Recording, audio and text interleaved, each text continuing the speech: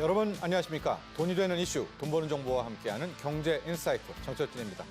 지난 25일 코스피가 사상 처음으로 6,000포인트를 돌파했습니다. 1월 22일이었죠. 처음으로 5,000선을 돌파한 지 약 한 달 만에 쾌거인데요. 한편 금융당국은 코스닥 활성화를 위해서 주가 1,000원 미만의 동전주를 시장에서 퇴출하겠다고 선언을 했습니다. 자, 올해 코스닥 상장 폐지 대상 기업 이제 평균 150개 수준까지 늘어나게 됐네요. 자, 첫 번째 이슈입니다. 코스피 6,000포인트 돌파의 배경과 의미, 전망, 그리고 동전주 퇴출, 코스닥 이야기까지도 함께 해보도록 하겠습니다. 자, 여러분 요즘에 이 반도체 가격이 급등, 폭등하면서 완제품의 가격까지 함께 오르는 현상, 칩플레이션이라고 하는데요. 새학기가 다가오고 있지만 역대 최대폭 수준의 바로 이 칩플레이션 때문에 노트북 가격이 한 학기 등록금 가격에 맞설 정도라고 합니다. 이렇게 되니까 오히려 소비자들은 지갑을 닫고 있고요. 오늘 두 번째 이슈, 칩플레이션의 현황, 영향, 또 경제에 미치는 것 상황까지도 전망해 보도록 하겠습니다. 자, 경제인사이트는 유튜브 경제인사이트 채널을 통해서 실시간 시청이 가능합니다. 많은 시청 부탁드립니다.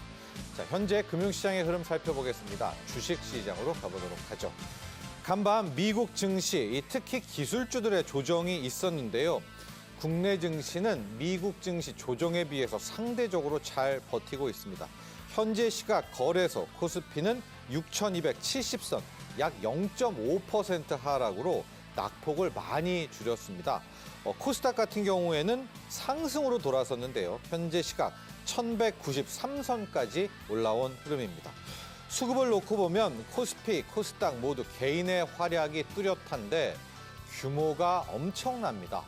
이 거래소 시장에서 현재 시각 개인 투자자들 무려 4조 1천억 원, 이건 액수가 더 커지고 있는데요. 지금 4조 2천억까지 넘어선 상황입니다.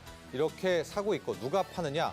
외국인 투자자들입니다. 거의 5조 가까운 투매 양상을 벌이고 있으면서 연초 이후 외국인들은 한국 주식 20조를 지금 넘게 순매도를 하고 있습니다.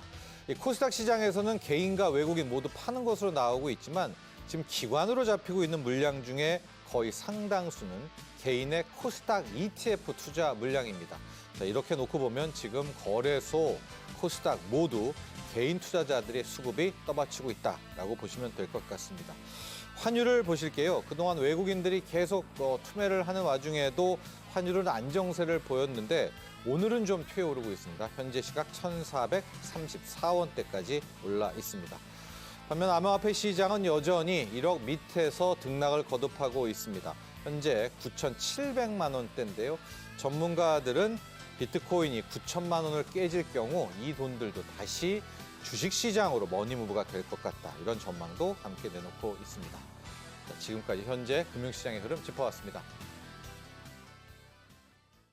네, 이제 첫 번째 이슈 시작해 보죠. 영상 보시고 난 뒤 본격적인 이야기 이어갑니다.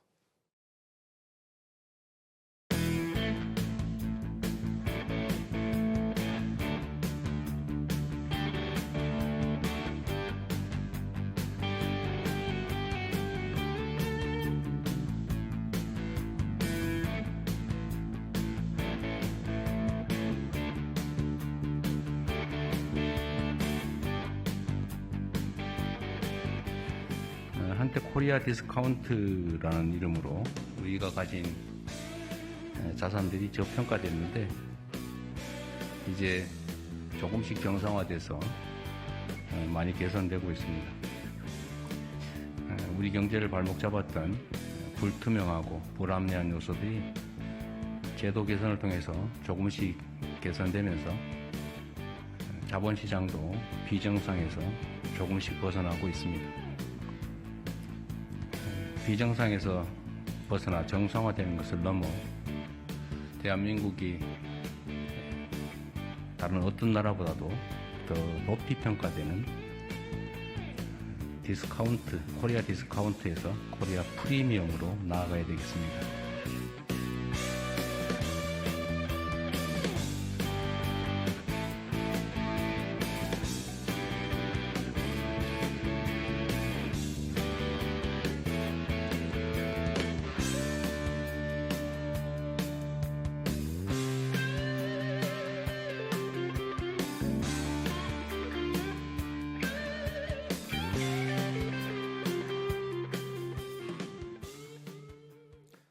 코스피가 6,000선을 돌파하며 새로운 역사를 쓰고 있습니다. 자, 이제는요, 7,000, 아니 8,000선을 바라보고 있는데요. 이와 함께 당국은 주가 1,000원 미만의 동전주를 앞으로 퇴출시킬 그럴 계획도 잡고 있습니다. 자, 코스피 6,000 시대를 넘어 K증시 과연 어디까지 갈 수 있을까요? 송재경 디멘전 투자자문 투자부문 대표와 함께 분석해 보겠습니다. 안녕하십니까? 네, 안녕하십니까?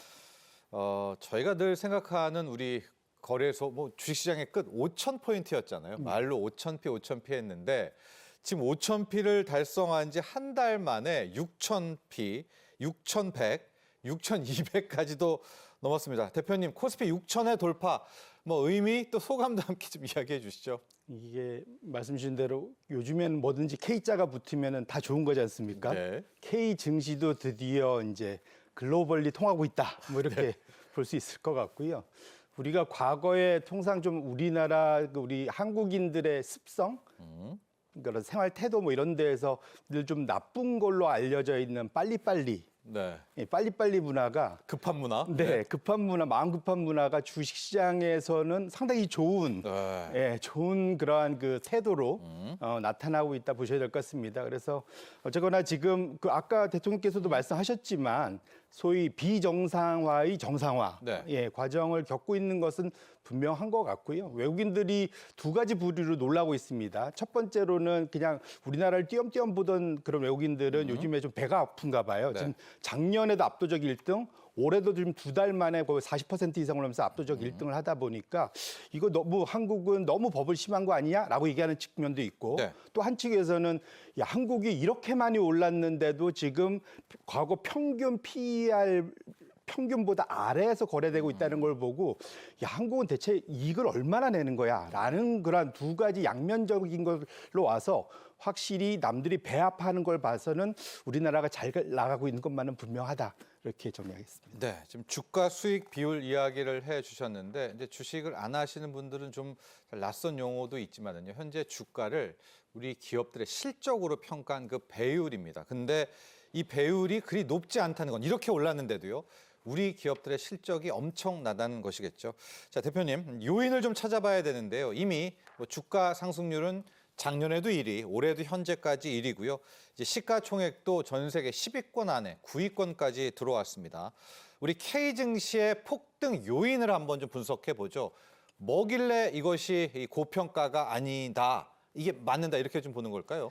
1차적으로 지금 작년에 시장이 본격적인 랠리를 시작하게 됐던 배경, 그러니까 한 2,300부터 시작한 거잖아요. 네. 사실은 그때 첫 번째로 보시면 아마 현 정부가 들어오기 전부터 기대감이 작용을 했었죠. 예. 뭐냐면 지금 이번에 어제인가요? 그저부로 이제 상법 3차 개정안이 마무리가 되면서 우리나라가 고질적으로 코리아 디스카운트를 받던 일들을 상법까지 보통 이걸 법으로까지 만들어내는 나라는 없거든요. 그러니까 법으로까지 만들어내면서 꼭 지키게 하겠다. 그래서 비정상의 정상화를 하겠다라는 것 자체가 시장의 그러한 디스카운트 요인을 상당히 줄여주는 역할, 기대감을 갖게 했던 게 첫 번째 요인이라고 봐야 될 것 같고요. 네.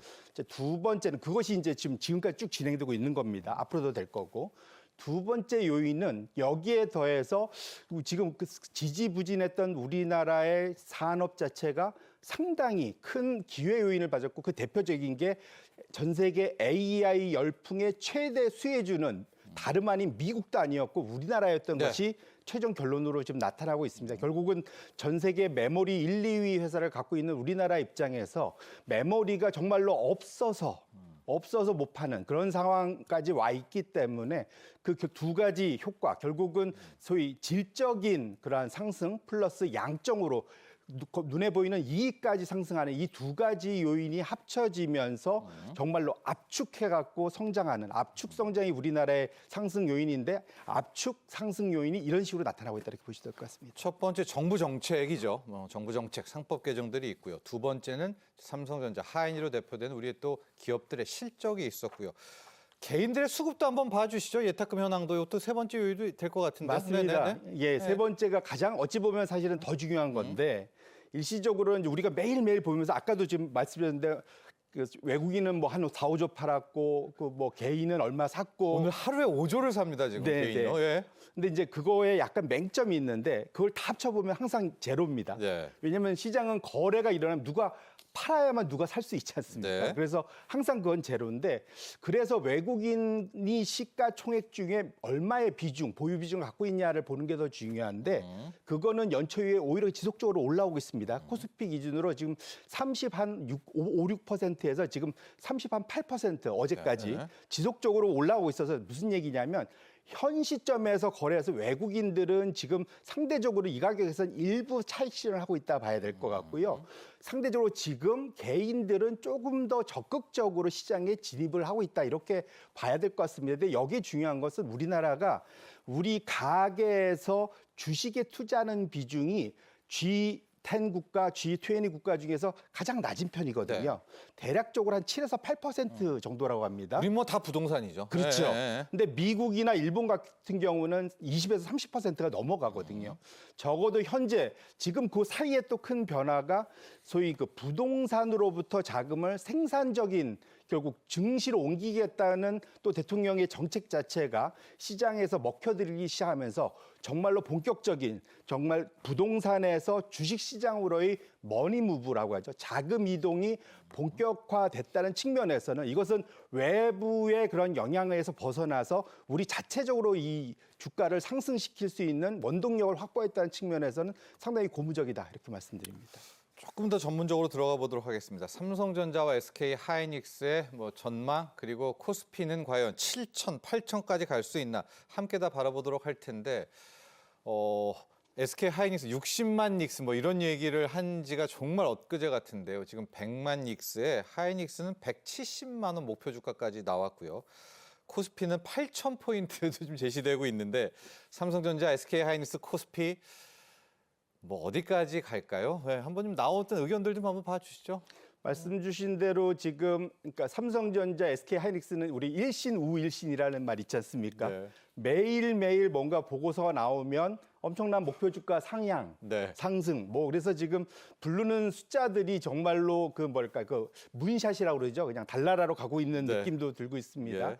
근데 그것이 단지 그냥 분위기 때문에 주가가 올라서 따라 올리는 것이 아니라 이익 개선세가 엄청나다는 것을 반영하면서 이제 주가가 올라가고 있다라는 거거든요. 그래서 삼성전자는 지금 현재 컨센서스로는 올해나 내년 영업이익이 180조 원, 200조 원 보고 있는데 가장 최근한 게 그저께인가요? 맥쿼리에서 나온 걸 보면은 300조가 넘는다. 네. 엄청난 숫자입니다, 사실은. 그럼 지금 그 시장에 본 거보다 50% 이상도 더 보는 거죠. 더 벌 수 있다는 거고 거기에 맞춰서 또 주가도 그만큼 달려서 올라갈 수밖에 없는 상황이거든요. 뭐 그 SK 하이닉스도 마찬가지입니다. 올해 60, 70조, 내년에 한 150조 이렇게 보고 있는데 이것도 200조 이상을 지금 보고 있는 상태라서 결국은 지금 현재 그러니까 AI발 메모리 부족 현상 이와 관련돼서 한국만큼 수혜를 볼 수 있는 것은 대만 정도밖에 없는 상황이라서 네. 한국과 대만 정도만이 정말로 유일하게 AI 시대에서 큰 피해 없이 수혜를 지속적으로 볼 수 있는 나라라는 측면에서 놓고 보면 삼성전자, SK 하이닉스 아까 지금 언급하셨던 PER 결국은 현재 주가가 앞으로 벌어들일 주당 순이익에 대해서 얼마에 거래되느냐.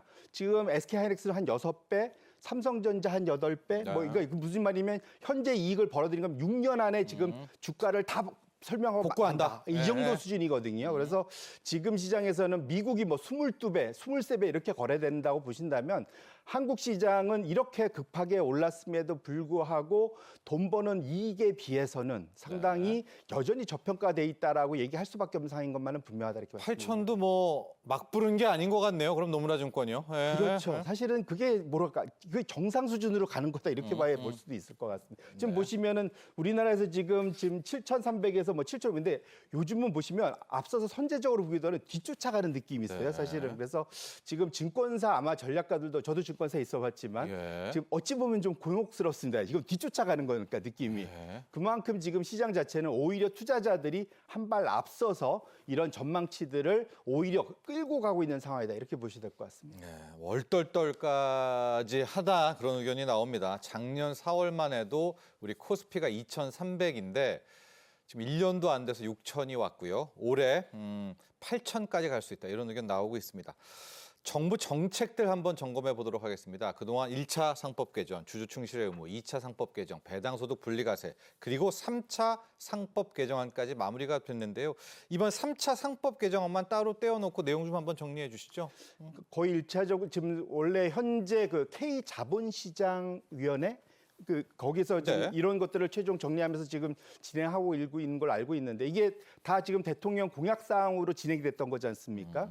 이게 이제 자사주 소각이라는 것에 뭐라고 생각하시면 되냐면 원래 어느 나라든 보통 자사주를 사면은 대부분 다 소각을 합니다. 특히 미국이 그렇고요. 그러니까 법 없이도 그냥 소각하는 거죠. 그렇죠. 예. 그러니까 이게 딴 게 아니냐면 배당은 꾸준히 똑같이 하는 것이 일반적이고 자사주 소각은 배당과 유사한데 성격은 유사한데 이것은 내가 돈을 많이 벌 때 많이 할 수 있고 못 벌 때는 안 하는 이런 용도로 사실 주주들한테 환원을 하는 이런 형태입니다. 근데 우리나라는 이제까지 고질적으로 자사주를 사면 그걸 가지고 현 대주주의 경영권 방어를 사용하거나 또는 사실은 요거를 꼼수를 써서 지분을 돈 안 들이고 회사 돈으로 사실은 자기의 지분율을 늘리는 용도로 많이 활용이 된 네. 이런 게 있습니다. 다 그렇지는 않았지만 대체로 그래왔고 또 승계 과정에서 이런 것들을 이용을 많이 했었거든요. 그래서 더 이상 이러한 소위 나머지 소액주주들을 소외시키고 그들로 가야 될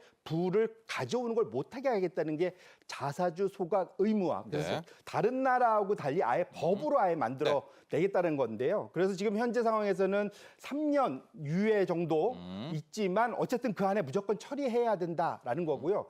비자발적 자사주는 의사회 의결로 감자. 근데 이제 임지원 보상처럼 꼭 필요할 때 써야 되는 것은 일부 예외해 주겠다라고 합니다. 그러다 보니까 벌써부터 이제 유통회사들은 아예 갖고 있던 자사주 소각하겠다라고 벌써 자발적 공시들을 하고 있습니다. 1년 6개월을 주어졌지만요. 네네. 최대. 예, 지금 내용이 나옵니다. 산 앞으로 자사주는 신규 취득은 1년 내 소각, 기존에 갖고 있던 것은 6개월을 더 줬습니다. 1년 6개월 내에 소각하는 3차까지 왔고 자, 이것도 우리 금융모사들에 많이 발현이 됐습니다. 또 하나 당국이 지금부터 또 추진하는 것이 오는 7월부터 주가가 이제 100원 단위 동전으로 살 수 있다라고 해서 동전주라고 하는데 상장 파해지 대상이 되고 집중적으로 살펴보겠다. 이거 한번 내용 좀 봐주시고 이게 어떤 효과가 좀 나올까요? 뭐 결론부터 말씀드리면 우리가 장기 투자는 자발적이보다는 비자발적으로 하게 됩니다. 물려서? 네, 그렇죠. 네, 네, 예, 그러니까 보통은 물려서 네, 하거든요. 네. 동전주란 게 다들 비자발적으로 장기 투자하시는 분들이라고 보시면 될 것 네. 같은데요.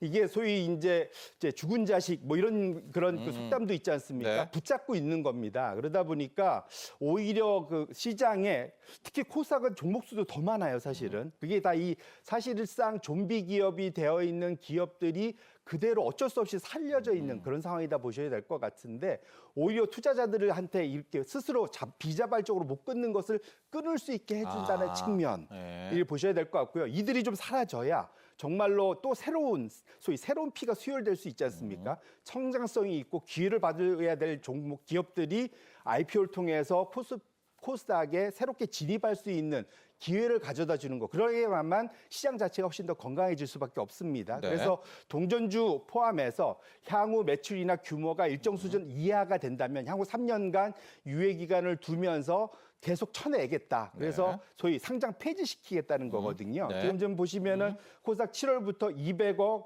뭐 이제 코스피는 300억, 그리고 내년부터는 그 미만으로부터는 시총이요. 예, 시총이 네. 다 쳐내고 이것은 이익 규모나 이런 것도 있습니다. 그래서 전반적으로는 지금 시장에 사실상 의미가 없는 종목들은 빼버리고 네. 정말로 좀 더 우량하고 또 기회가 성장성이 높은 기업들로 소위 이제 안에 소위 그 구성을 바꾸겠다라는 의미거든요. 그래서 이것 자체는 그러니까 뭔가 이게 다사라고 표현을 합니다. 네. 그러니까 많이 낳고 많이 죽고 결국은 이것 자체 다사에 해당하는 것이 동전주를 없애버리겠다라는 측면에서 우리 투자자분들도 거기서 이제 더 이상 헤매지 마시고 새로운 종목들로 새로운 성장성 있는 종목으로 옮겨올 수 있는 그런 네. 기회로 활용하면 좋을 것 같습니다. 올해 지금 당국이 한 220개 정도를 상장 폐지 대상으로 잡고 있는 것 같은데요. 못해도 200개는 상장 폐지가 될 것도 같은데 이 해당 들고 계신 분들은 어떻게 할까요? 그냥 끊어야 되나요?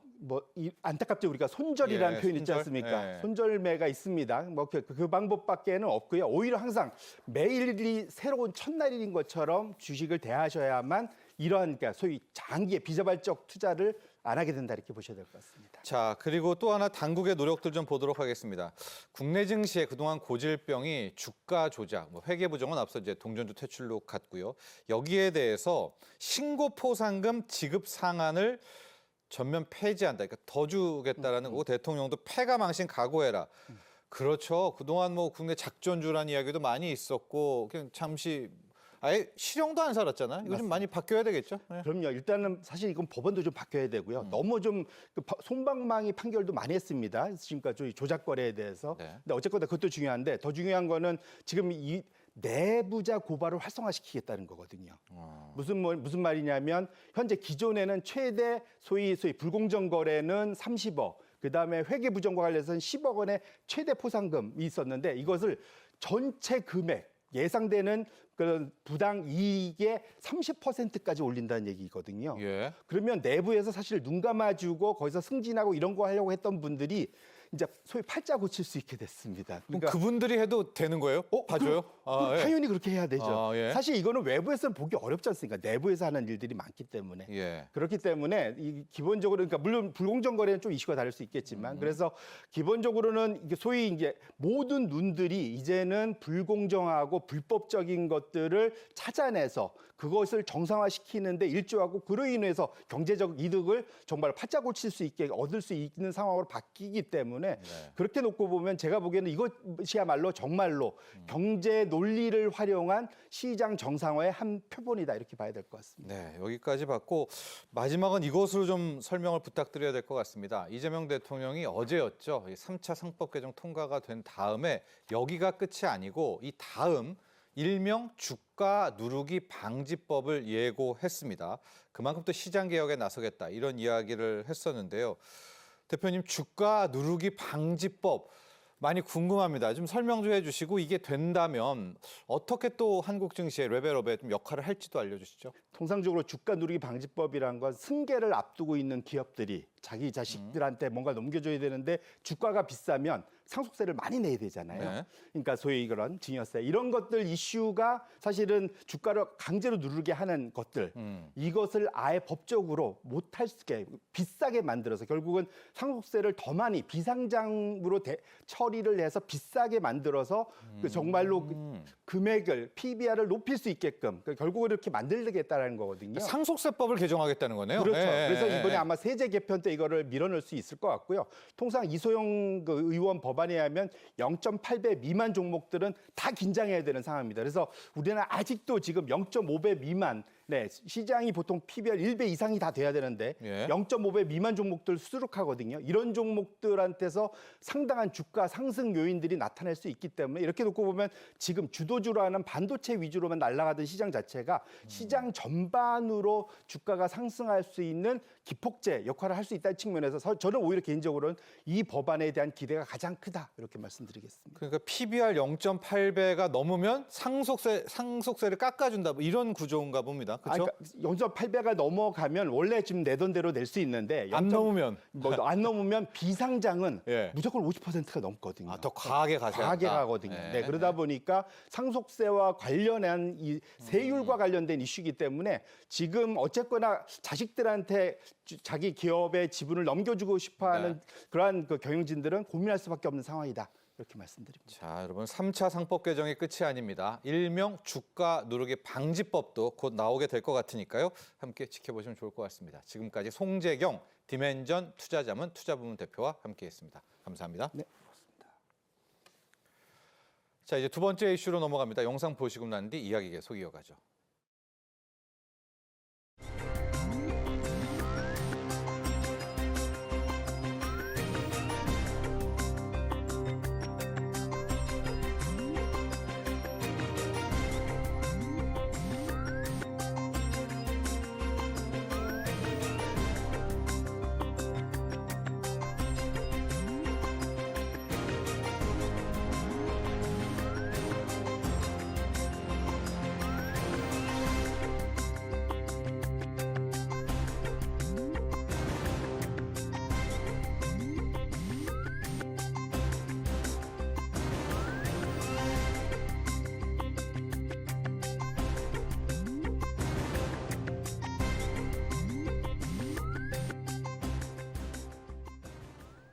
네, 일명 칩플레이션이 현실화되면서 노트북을 포함한 스마트폰 등 IT 기기의 가격이 천정부지로 뛰고 있습니다.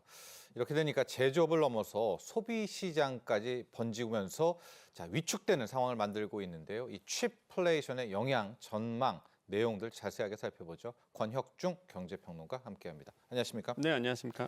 칩플레이션. 일단 칩플레이션도 설명 좀 부탁드리고 이 칩플레이션 때문에 지금 노트북, PC, 스마트폰 아예 이 제조업체들이 전전긍긍하고 있다. 이 모든 것이 메모리 반도체 가격 급등 때문이다라는 거 나오고 있습니다. 네. 이게 뭔지 좀 알려주시고 현황까지도 한번 이야기해 주시죠. 얼마나 또 올랐는지. 네, 그렇습니다. 이제 칩하면 이제 반도체잖아요. 그 칩. 예, 칩과 이제 인플레이션이 이제 합성어죠. 그래서 칩플레이션 한마디로 이제 반도체 가격이 오름으로 해서 반도체를 사용하고 있는 IT 제품의 가격이 오르는 현상, 이런 것들 우리가 칩플레이션이라고 이제 표현할 수 있겠습니다. 이미 아시겠지만 디램 가격이 많이 오르다 보니까 IT 기기에 디램 안 들어가는 거 안 들어간 것이 거의 없어요. 다죠, 정말 다 들어갑니다. 네, 다죠. 그러다 보니까 사실 가격이 이제 높아지고 있다라고 보시면 되겠고요. 먼저 PC용 디램 보겠습니다. 1년 사이에 이게 최대 8.5배 증가가 됐거든요. 그러니까 가격이 그만큼 많이 뛰었다라는 거죠. 노트북 가격 줄줄이 인상되고 있고요. 그다음에 요즘 보니까 신제품 가격 봤더니 과거에 대비해서 보면 한 50만 원에서 70만 원 정도 더 높아졌더라고요. 그 정도 보더라도 이런 노트북 가격도 굉장히 많이 뛰고 있고 최신형 노트북 요즘에 살려 그러면요. 300만 원 훌쩍 넘어갑니다. 지금 이제 나와주고 있는데 삼성의 갤럭시북 6 이제 프로인데요. 이거 되게 고사양이에요. 보시면은 16인치에다가 메모리가 32GB고 그다음에 하드도 SSD 1TB니까 굉장히 고가인데 351만 원입니다. 250만 원대 본 것 같은데. 예. 굉장히 많이 높아졌고 전작 대비해서 25% 인상이 됐죠. 그다음에 LG 쪽 가보겠습니다. 그램인데 워낙 유명하죠. 네, 프로 AI 2026 요게 이제는 16인치에 메모리가 16기가에 512GB SSD인데 314만 원입니다. 이것도 사기가 굉장히 좀 부담스럽죠. 예. 근데 대학생들한테 물어보면 저 두 가지 사양 모델 정말 많이 쓰거든요. 가볍다 보니까 네. 최신이다 보니까 많이 쓰는데 이게 등골 브레이커 보통 이렇게 표현하는데 이제 부모님들의 또 이렇게 등골이 좀 더 휘지 않을까 이런 생각을 하고 있습니다. 그래서 노트북 가격 신학기 맞이해서 가격이 많이 올랐다라고 보시면 되겠고 노트북만 올랐느냐? 그렇지 않습니다. 이게 스마트폰 가격도 덩달아서 계속 오르고 있는데 S26 시리즈 공개했잖아요. 가격이 지금 시장에서 굉장히 뜨겁습니다. 이게 거의 200만 원이 다 넘어가다 보니까 S26 이거 살 수 있을까? 이런 생각이 드는데 성능은 굉장히 뛰어나더라고요. 어쨌든 간에 이런 스마트폰 가격도 크게 오르고 있다. 이게 다 이런 메모리 가격의 상승으로 인해서 일어난 현상이지 않을까 이렇게 보고 있습니다. 네, 지금 이제 핵심이 결국은 여기에 들어가는 이제 D램, 낸드 플래시 같은 메모리 반도체의 가격 급등 때문에 들어가는 이제 완제품의 가격도 오르는 건데요. 작년 한 해 동안 6배, 7배 올랐다고 하고 당장 올 1분기에 여기서 2배 올랐다고 하고 그러면 이 작년 1월 대비 이게 거의 8배, 9배, 10배 오르는 겁니까? 어느 정도입니까? 지금 가격 폭등세가요? 네, 맞습니다. 앵커님이 말씀하신 것처럼 이 레거시 반도체 D램, DDR4 같은 경우가요. 이게 1년 전과 대비해서 보면 8.5배 올랐다 이런 조사도 지금 있거든요. 그러니까 굉장히 역대급 가격 인상이 지금 되고 있다라는 거예요. 지금 우리가 그래프를 보고 있습니다. 보시면요, 이제 D램과 낸드 플래시 이렇게 나오고 있는데 이 낸드 플래시 먼저 D램 먼저 가보겠습니다. D램 같은 경우가 지금 이제 그래프가 나오고 있는데 11.5달러가 이제 D램입니다. 그래서 D램 고정 가격, 그러니까 계약 가격이 그렇게 크게 올랐고 파란색이 이제 낸드거든요. 그래서 9.46달러 이렇게 지금 1월달에 이제 가격이 나오고 있습니다. 그래서 이 계약 가격이 그 정도로 크게 올랐는데 보시면 아시겠지만 이 DDR4거든요. DDR4의 이제 8기가 고정 계약 가격인데 보시면 거의 8배 이상 올랐어요. 네. 그 정도로 크게 올랐고 낸드 같은 경우에는 거의 한 4배 올랐습니다. 1년 전보다. 그래서 그 정도로 이제 가격이 이제 크게 뛰고 올랐다라는 거죠. 그래서 많은 분들이 그런 말씀하십니다. 야, 이게 D램 가격이 이렇게 올라서 뻔히 예상이 됐었어요. 그래서 컴퓨터 가격 오르겠구나, 이제는 스마트폰 가격 오르겠구나 이렇게 이제는 예상을 했는데 역시나 지금 가전 제품이 크게 이제 올랐고 자연스럽게 생산자 물가에 영향을 줄 수밖에 없습니다. 생산자 물가가 1월 기준으로 봤을 때에 전월 대비해서 봤을 때 0.6% 올랐는데 여기서 보면은 컴퓨터 가전기기가 상당히 많은 차지를 했었어요. 그래서 이런 점들도 크게 이제 보시면 되겠고 네. 메모리 가격 상승 이유는 역시나 뭐 아시겠지만 워낙 그 HBM 쪽으로 시설 투자가 많이 되다 보니까 상대적으로 D램에 대한 이런 레거시 반도체에 대한 수량이 공급이 줄었다 이렇게 보시면 되겠습니다. 네, 지금 작년에만 뭐 5배, 6배, 7배 올랐고요. 올해 지금 1, 2월에 벌써 20%, 30% 올랐고요. 뭐 앞서서 맥쿼리 증권은 올 3월까지 올해만 또 100%가 오를 것이다, 2배 오를 것이다 이렇게 이야기하고 있으니까 저희가 앞서 이제 삼성전자, 하이닉스의 주가 폭등도 설명이 되는데 자, 평론가에 문제가 좀 있습니다. 이러면 삼성전자, 하이닉스는 좋죠. 네, 메모리 업체들은 좋은데 이거에 들어가서 가령 이제 제조업체들, 뭐 삼성전자 가전도 있으니까 이뿐만이 아닙니다. PC방 사업자, 우리 소상공인들, 또 일병 유통도 있잖아요. 가전 유통. 여기들은 큰 영향을 받을 것 같은데요. 쉽게 소비자들이 지갑 못 열 것 같은데요. 맞습니다. 이게 말씀 주신 것처럼 지금 소비 시장은 꽁꽁 얼어붙고 있다 이렇게 좀 표현이 맞을 것 같아요. 예. 일단 소상공인들 먼저 가보겠습니다. 일단 PC방 업주들 굉장히 많으신데요. 보통 PC방 같은 경우에는 손님을 끌어오기 위해서 최신 사양으로 많이 준비를 하죠. 무조건 그래야 됩니다. 네, 업데이트를 해야 되는데 이게 D램 가격이 높다 보니까 업데이트가 좀 힘든 부분이 있다. 과거에는 그래픽 카드 때문에 그랬는데 요즘에는 D램이라고 이제 말을 하더라고요. 네, 그 정도로 이제 업그레이드가 좀 굉장히 힘든 부분이 있겠고, 그 다음에 이제 D램 그래픽 가격이 계속적으로 그래픽 카드 가격이 계속 오르고 있죠. PC방 부품 절도 사건까지도 또 일어나고 있습니다. 그러니까 D램 가격이 오르다 보니까 이 절도범들이 PC방에 몰래 들어가서 그 컴퓨터는 놔두고 뜯어오는 거죠. D램만 뜯어갑니다. 그래서 이런 사태도 있었고 개인 소비자들도 마찬가지죠. 아까 말씀드린 것처럼 신학기 앞두고 컴퓨터 교체 수요긴 한데 이 가격이 만만치 않아서 좀 뒤로 미루는 현상들도 나와주고 있고요. B2B 업체도 마찬가지입니다. 요즘에 아시겠지만 이런 뭐 가전 제품들 같은 경우에는 마케팅 방법이 AI 탑재돼 있다. 뭐 2020년 신학기 AI 탑재된 PC 이렇게 막 광고를 많이 하는데 근데 워낙 D램 가격이나 이런 메모리 가격이 높다 GPU도 보니까 올랐잖아요. 네, 그러니까 이게 사실 가격이 너무 뛰다 보니까 사실 약간 가격을 낮추기 위해서는 고사양 메모리를 좀 못 쓰거든요. 그러면 또 AI 성능이 된다라고 말하기도 좀 애매하고 그래서 안 사겠죠. 없으면. 네, 그러다 보니까 지금 애매한 상태로 지금 있다라는 게 이런 소비 업체들의 소매 업체들의 이제 얘기라고 보시면 되겠고 결국에는 가격을 다운시킨다든지 옵션을 좀 뺀다든지 이런 식으로 이제 대응하고 있다라는 거죠.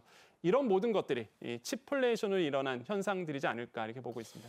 그러게요. 이 정도에서 좀 마무리가 돼야 될 것 같습니다. 왜냐하면 칩플레이션이 여기서 더 나가면 이것 때문에 아예 경기 침체가 올 수 있다라는 또 극단적인 전망도 함께 있습니다. 상황을 좀 지켜보시고요.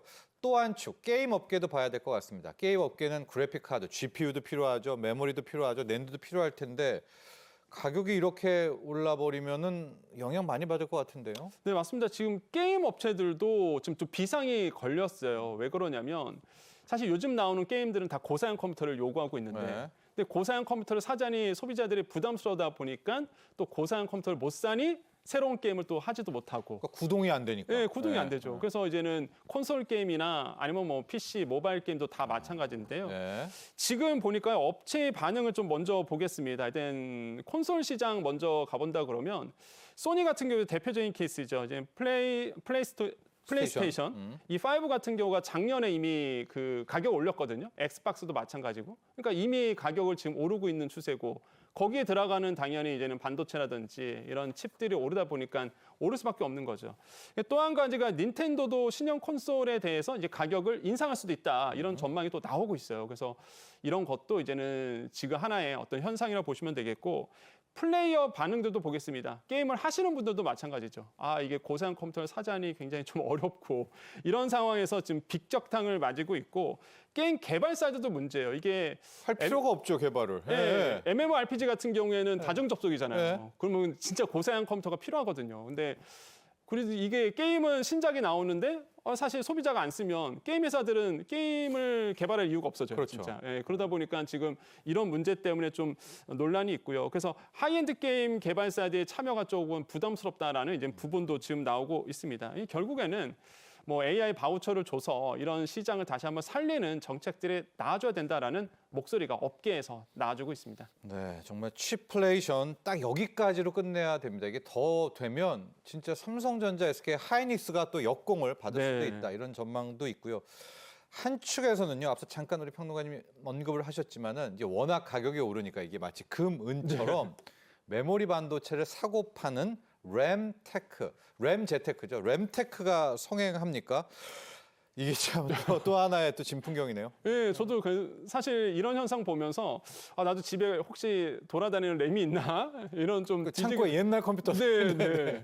뒤져봤는데 저는 없더라고요. 그래서 요즘에 램테크가 또 유행하고 있습니다. 과거에는 뭐 그래픽 카드 사고 팔고 이런 게 있었는데 요즘에는 레거시 반도체에 대한 그러니까 구형 램이죠. 이런 램을 이제 DDR4 같은 경우 이런 걸 이제는 많이 사고 팔고 하고 있는데 이게 요즘에는 컴퓨터 한 채를 이제 중고로 내다 파는 것보다 거기에 램을 따로 떼서 파는 게 더 유행이라고 합니다. 그 정도로 램 가격이 올랐기 때문인데 저도 사실 이런 현상 보면서 되게 의아했었습니다. 왜 그러냐면 아니 구형 램을 왜 사지라는 생각이 드는 거예요. DDR5 같은 경우, DDR4 같은 경우가. 네. 지금 5 시대인데. 네, 4를 왜 사지 했는데 찾아보니까 구형 서버가 아직 돌아가기 때문에 그러니까 서버용이 아직도 남아있기 때문에 서버용 디램이요. 예, 거기에 이제 맞춰주기 위해서 많이 필요하다라고 이제 얘기가 나오고요. 또 하나가 업체들 얘기 들어봤더니 이게 모아서 현금 흐름이 되게 좋다고 합니다. 그러니까 내가 당장 현금 필요할 때 이 디램을 막 모아갖고 이제는 팔면은 바로 현금이 들어오기 때문에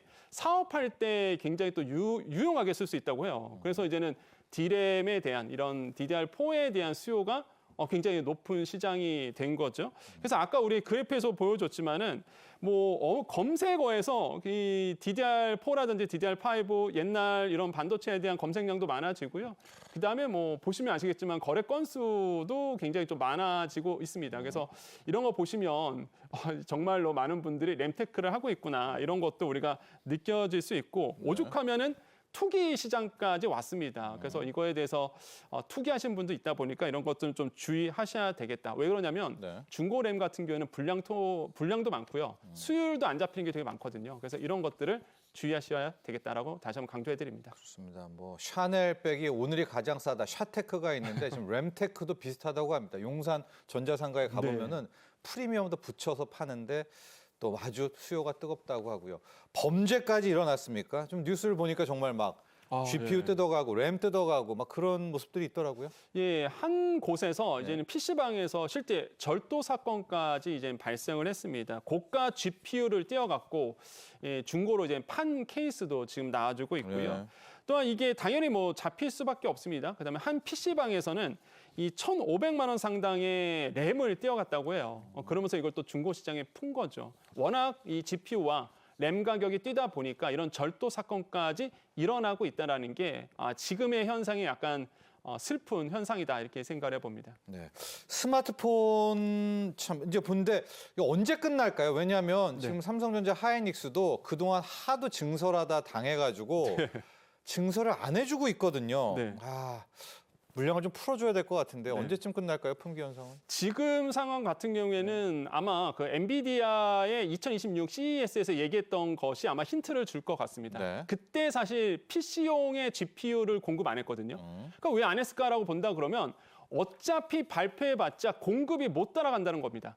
아니 발표해봤자 공급이 받쳐줘야 되는데 어차피 서버용으로 다 향하기 때문에 PC용으로는 GPU를 공개해봤자 공급이 못 따라가고 오히려 유통시장이 혼란스럽다 보니까 이걸 계속적으로 좀 밀어주고 있다라는 시장의 판단이거든요. 그 정도로 지금 사실상 이런 메모리 반도체 GPU가 시장에서는 이제는 공급자 우위 형태로 이제 가고 있습니다. 그러다 보니까 쉽사리 이런 문제가 풀리겠느냐라는 걸 봤을 때 시장에서는 조금 더 시간이 걸릴 거라고 지금 보고 있고요. 그러다 보니까 지금 IT 기업들은 이런 얘기를 하고 있어요.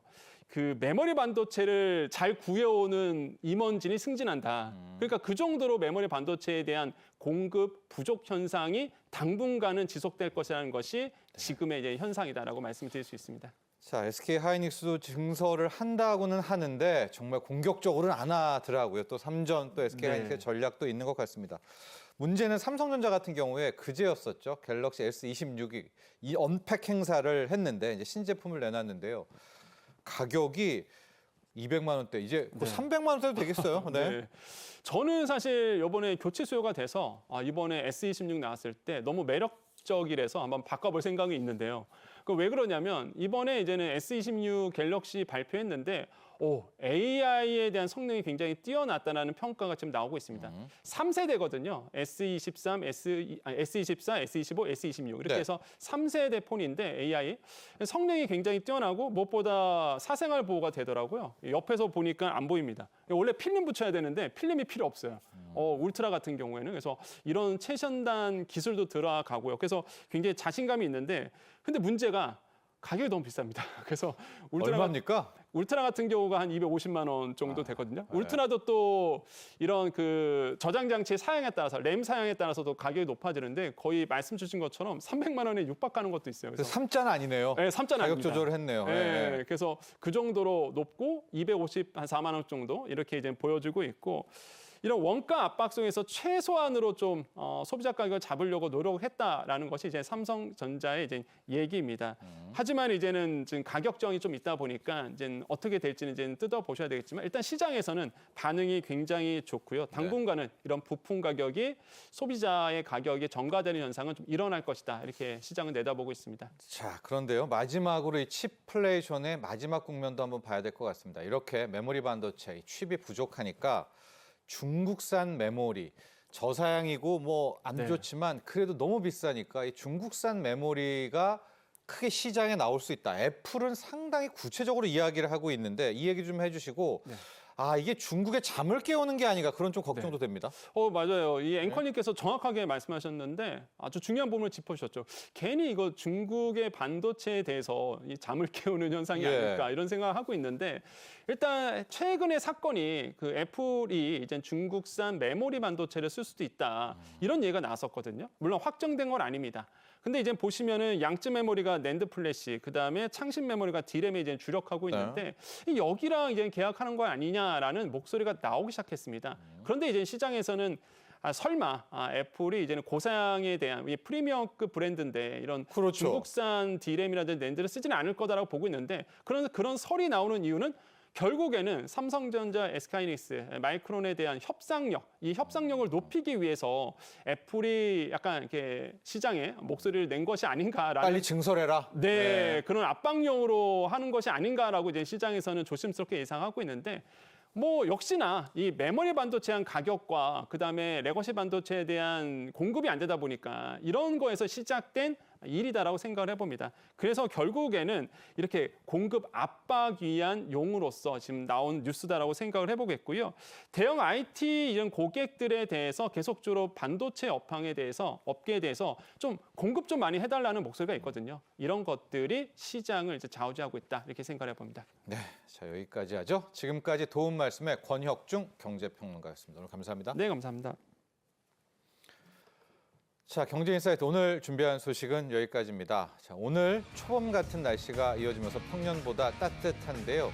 자, 이렇게 기온이 높아지면서 그동안 얼었던 땅이 녹고 또 지반이 약해져서 도로, 특히 공사 현장의 지반 침하, 또 산사태 등 유의해야 하는 점도 많습니다. 꼭 기억하시기 바랍니다. 오늘 여기서 인사드리겠습니다. 다음 주 월요일은 쉬고요. 저희는 수요일 오후 1시에 다시 찾아뵙죠. 여러분 감사합니다.